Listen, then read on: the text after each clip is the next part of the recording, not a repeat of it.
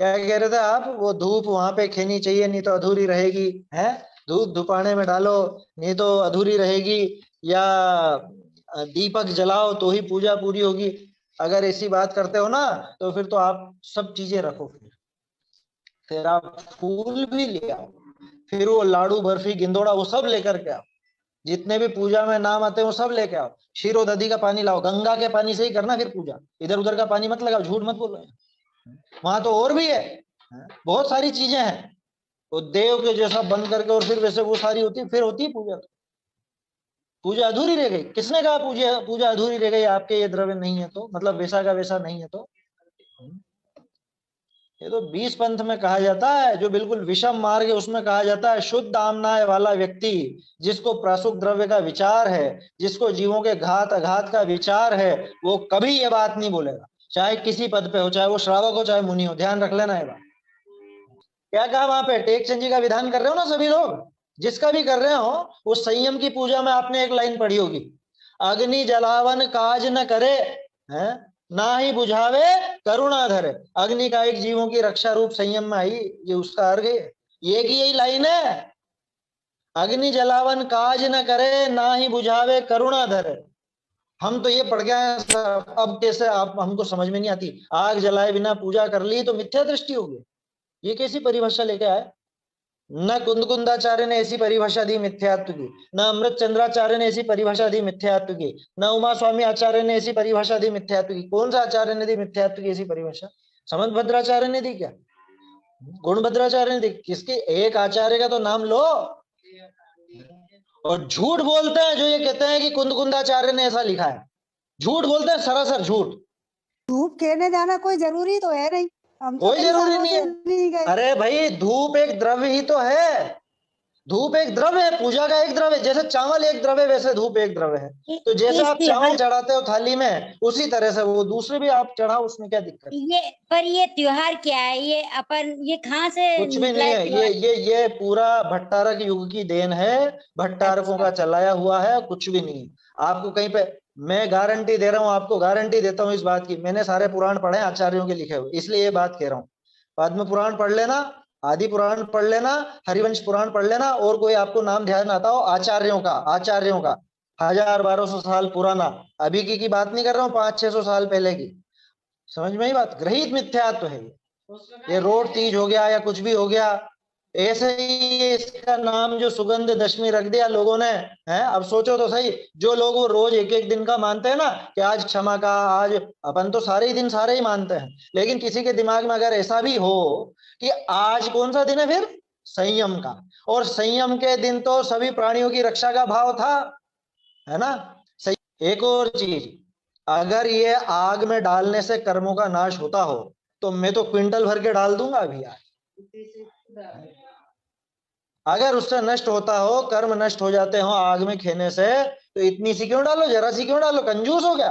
सारे ही कर्म ये नष्ट तो करो ना, दुनिया भर की ये खरीद लाओ, तो डाल दो, फिर एक मोक्ष साथ ही सरल आग हो लगाओ, जाएगा, मोक्ष आसान जाना हो बहुत जाएगा सरल फिर हो मोक्ष। जाएगा। सरल मुझे ये रास्ता हो बताओ, जाएगा। कौन कौन गया आज तक कहीं ऐसा पढ़ने में आया आपको कि उसने इतनी धूप खई तो उसके ऐसा ज्ञानावरणी नष्ट हो गया, उसने ऐसी धूप खई आग में तो उसके दर्शनावरणी नष्ट हो गया, ये उसके उस दूसरे दूसरे कार्य दूसरे जो कर्म थे वो नष्ट हो गए? अगर, अरे आप बोलते हो पूजा में, ये धूप अनल में खेने से कर्मों को नहीं जलाएगी, निज में निज की शक्ति ज्वाला जो राग द्वेष नशाएगी। असली आग तो वो जलाओ ध्यान की अग्नि से, कर्म रूपी धूप को नष्ट किया, भस्म किया। ऐसे ऐसे प्रयोग हैं। तो पुराने जो आचार है उनका पढ़ो भैया, थोड़ा दिमाग साफ रखो। अच्छा, एक और चीज, अगर वो बहुत अच्छी चीज है तो आप वो उसमें ही मुंह करके बैठो ना, उस धुपाने में, वो आग खेरे वहीं पे खड़े रहो, और जो ये उपदेश दे रहे हैं उनके चारों तरफ लगा दो। क्या? उनके चारों तरफ की मुनिराज आपकी, भगवान आपकी, ये जोरदार हो जाएगा काम, सारे कर्म अभी नष्ट होते हैं। आपके चारों तरफ हमने धुपाने लगा दिए हैं, और इनमें हम धमाधम धूप खेते हैं। अब इस दुर्गंध में, ये दुर्गंध क्या, उनके नजर में तो सुगंध है, उनकी नजर में धर्म है, तो आपको सबसे ज्यादा धर्म होगा। क्या होगा? वो 700 मुनिराज की कल्पना करो, उस धुएं से क्या हुआ था, और आपको लगता है इसमें धर्म है? ये धुआं करने में धर्म है? वो पढ़ लेना किससे, वो किसका था, मधु और चंद्रभागा किसका था, खाई से मरे थे। वो रात को वो धूपायन लगाए जाते थे सुगंध के लिए, तो धूपायन के धुएं से उनका दम घुट गया और मर गए। ये पुराण का किस्सा है। हाँ, आदिनाथ जी का उनका भी यही किस्सा है, और मधु और चंद्रभागा का भी यही किस्सा है। आदिनाथ जी जो वो वज्रजंग के भव में, वज्रजंग और श्रीमती का जीव जो बाद में श्रेयांश राजा बना, वो पढ़ लेना कैसे मौत हुई थी उनकी। वो धूपायन से रात भर में वो धुआं बढ़ता रहा, खिड़की खोलना भूल गए थे तो वो धुएं में मर गए। अब बोलो इस धुएं से धर्म होता है क्या? इस आग से कैसे धर्म होगा? यहाँ तो हम पढ़ के आए हैं अग्नि जलावन काज न करे, और इसी दिन आग जलानी और इसमें ही खेना है। ये कहाँ की बुद्धिमत्ता है?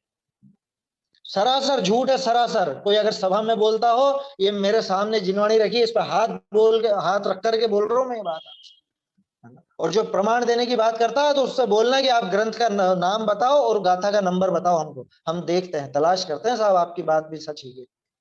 नहीं देंगे। कोरा कह देने से क्या होता है कि शास्त्रों में लिखा है? मैं ही कह दूं आपसे शास्त्रों में लिखा है, ये इतनी ऊपर से यूं पानी पीने से धर्म होता, ऐसा पानी पियो ऊपर से इसमें धर्म हो जाएगा, मैं कह दूंगा लिखा है शास्त्र। कौन से शास्त्र में कहाँ है? कुछ प्रमाण तो दो। है? वो धूप कर्म है क्या? ये बताओ, कर्म कैसे नष्ट होंगे? वो जो धूप है वो लकड़ी का चूरा है, बुरादा है, वो कर्म है क्या जो आप उसको खेओगे और कर्म नष्ट हो जाए? थोड़ा विचार करो भाई। जैन धर्म दो चीजों से चलता है, वीतरागता और अहिंसा। जिसमें बहुत हिंसा होती हो वहां तो अग्नि का एक जीव भी मरेंगे। आया समझ में? अग्नि का एक जीव भी मरेंगे, वायु का एक जीव भी मरेंगे, सारे के सारे मरेंगे, उनका मोक्ष होएगा। मोक्ष होएगा माने उनका मरण हो रहा है, तुम्हारा कुछ भी नहीं होगा। धर्म नहीं है, बिल्कुल धर्म नहीं है। ये तो क्या करें? अरे चढ़ा दो, यूं ही चढ़ाना है तो। एक और चीज, सूर्यास्त के बाद द्रव्य नहीं चढ़ाया जाता है, तो कोई ऐसा पक्ष रखे कि शाम को ही करके आएंगे। किस बात के लिए करके आएंगे शाम को? सुबह क्यों नहीं? सुबह मना है क्या? सुबह आप सभी मंदिरों में जाकर के दर्शन करो तो कोई मना है क्या? ये पद्धति जाने कहां से चल पड़ी हम लोगों में? शाम को क्यों जाना है? शाम को तो रोज जाते हैं ना मंदिर, वैसे जाओ, द्रव्य लेके मत जाना शाम। समझ में ही बात? सूर्योदय और सूर्यास्त, इसका ध्यान रखो। बहुत से लोग सूर्योदय के पहले ही द्रव्य चढ़ाने लग जाते हैं, अंधेरे में, अंधेरा के हल्का फुल्का उजाला होता है जिसमें समझते हैं कि हाँ ठीक है अब चढ़ा दें, उसमें द्रव्य नहीं चढ़ाया जाता। सूर्यास्त के बाद द्रव्य नहीं चढ़ाया जाता, बल्कि कायदे से तो कई जगह पे ऐसा आता है चर्चा ग्रंथों में कि मध्याह्न के बाद द्रव्य नहीं चढ़ाया जाता। आया समझ में? मध्याह्न के बाद नहीं चढ़ाया जाता द्रव्य। तो फिर आप कैसे जाकर के चढ़ाओगे? आपको विकल्प, आप क्या करने जा रहे हो ये बताओ। धूप खेने में, वहां पे धूप चढ़ाने में धर्म होगा कि जिनके दर्शन कर रहे हो उनके दर्शन करने में होगा? तो वो तो अभी सुबह ही चल जाओ ना। ये कहाँ लिखा रहा है कि शाम को ही जाना है? तो दर्शन तो करेंगे नहीं, बस धूप उनको कोरा वो धूप चढ़ाने का उल्लास है और कुछ नहीं है। जुलूस का उल्लास है या साथ साथ जाने का, घूमने का उल्लास। अरे आज तो धूप दशमी चलो। हम छोटे थे जो, हमको भी बहुत वो रहता था, पूरा समाज जाता था और उसके आगे आगे दौड़ दौड़ के हम पहले पहुंच जाते, हम पहले चल जाएंगे, हम पहले दर्शन कर। अरे भैया सुबह ही कर लेना, सुबह कोई मना है क्या? शाम का क्या विकल्प है? जिसको शाम का पक्ष है दिमाग में, उसके कुछ ना कुछ गड़बड़ भरी हुई है। वो ये सोचता है कि शाम को ये विशेष धर्म होगा। ध्यान रखना, शाम को मंदिर जाने की मना नहीं कर रहा हूं मैं। ये आज विशेष दिन पर शाम को फेरी लगाना सब जगह और धूप चढ़ा करके आना, अगर ऐसा दिमाग में भरा हुआ है तो गड़बड़। रोज ही जाओ ना सभी। आप अभी जाओ ना, अभी क्या समस्या है? अभी द्रव्य चढ़ाओ, आप चावल चढ़ाओ या पुष्प चढ़ाओ, जो भी मतलब जो अपने अष्ट द्रव्य हैं, प्राशुक द्रव्य, उनमें से जो चढ़ाना है वो चढ़ाओ, कोई मना थोड़ी ना। प्राशुक होना चाहिए द्रव्य, निर्जंतुक होना चाहिए, अहिंसा पूर्वक कार्य होना चाहिए, इतना विवेक रखना। बाकी सारी बातें फालतू। समझ में आ रही है बात? किसी ने भी कही हो, कोई चंजी बोले, परवाह मत करना। धर्म दो के आधार से चलता, अहिंसा और वीतराग। और ये जो कार्य है इसमें हिंसा भी है और राग द्वेष भी भयंकर बढ़ता है। कि राग द्वेष कैसे बढ़ता है? कि वहां खड़े होके देखो ना, अकुलता होती है कि नहीं होती है? वहां जो धुआं निकलता है वहां पे राग द्वेष होगा कि नहीं? वो सारा धुआं, आप मंदिर को गंदा करते हो उस धुएं से, वो जो धुआं चलेगा वो धुएं के बाद सारी दीवारें काली होंगी। समझ में आ रही है बात? उसमें जीव मरेंगे, कर्मों का नाश नहीं होगा, जीवों का नाश जरूर होगा। है ना। और कौन सा आप शोध करके ले जा रहे हो, बाजार में बने हुए पैकेट लेके आते हो और उसके अंदर वो द्रव्य पता नहीं कितने जीव हैं क्या हैं, वो सब बेचारे उसके उसमें भस्म हो जाते हैं। इसकी हिंसा का दोष किसको है? ये विचार करना।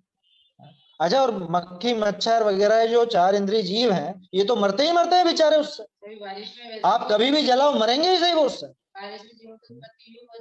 ये हुल आउट वगैरह जलाते हो क्या होता है इससे? वो कछुआ छाप जलाते थे लोग बाग पहले, या और कुछ नहीं करे, देशी उपाय करे तो वो नीम के डंठल वगैरह ला करके, पत्तियां ला करके जला देते हैं। क्या होता है उनसे? मरते हैं कि नहीं मरते हैं? सारे मरते हैं, पीड़ित होते हैं। मरे नहीं तो भागते हैं, पीड़ा पाते हैं, दुख पाते हैं। और आप धर्म क्या दूसरों को दुखी करने के लिए करते हो? इसलिए विचार करना भाई, है ना। कोई हो सकते हैं जिनको ये बात कम समझ में आए या कुछ ऐसा हुआ हो, तो विचार करना अच्छे से।